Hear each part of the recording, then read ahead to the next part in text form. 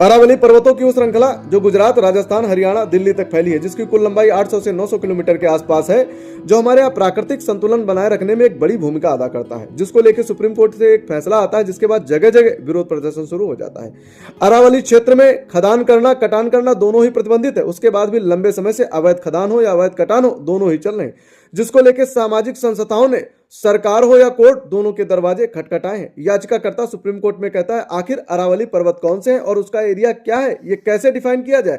जिसके बाद supreme court कहता है कि जिन पर्वतों की ऊंचाई 100 मीटर से अधिक है वो अरावली पर्वत है, और जिन पर्वतों में आपस में दूरी 500 मीटर से अधिक है वो अरावली पर्वत नहीं है। साथ ही सरकार और खनन अधिकारी सही समीक्षा करके बताएं कि किस एरिया में खदान किया जा सकता है और कहां पर नहीं किया जा सकता, किस एरिया को सुरक्षित करना आवश्यक है।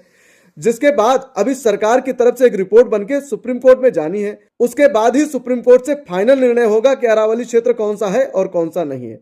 कुछ लोगों का कहना है कि अगर 100 मीटर से ऊंचे पर्वत ही अरावली पर्वत माने जाएंगे तो वो तो 20 या 30% ही है।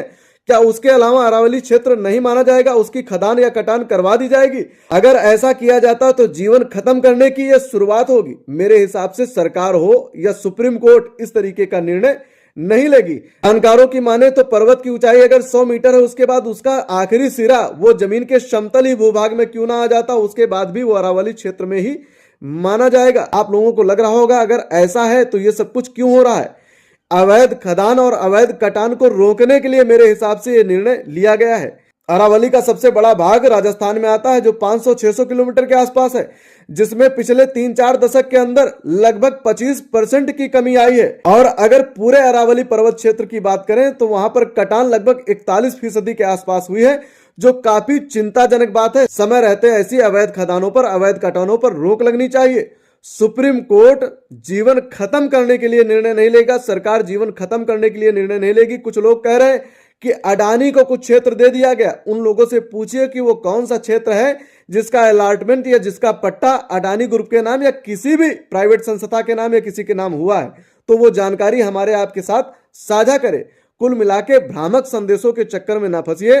सरकार क्या रिपोर्ट सुप्रीम कोर्ट में देती है, उसके बाद सुप्रीम कोर्ट क्या निर्णय लेती है, उस पर हमको आपको आना है। मेरे हिसाब से सुप्रीम कोर्ट हमारे आपके जीवन के खिलाफ में कोई निर्णय नहीं लेगी। साथ ही अरावली पर्वत क्षेत्र को तो सुरक्षित रखना ही है, लेकिन प्राकृतिक संतुलन बनाए रखने के लिए हम सभी को पेड़ लगाना जरूरी है, उतना ही ज्यादा पेड़ को बचाए रखना जरूरी है।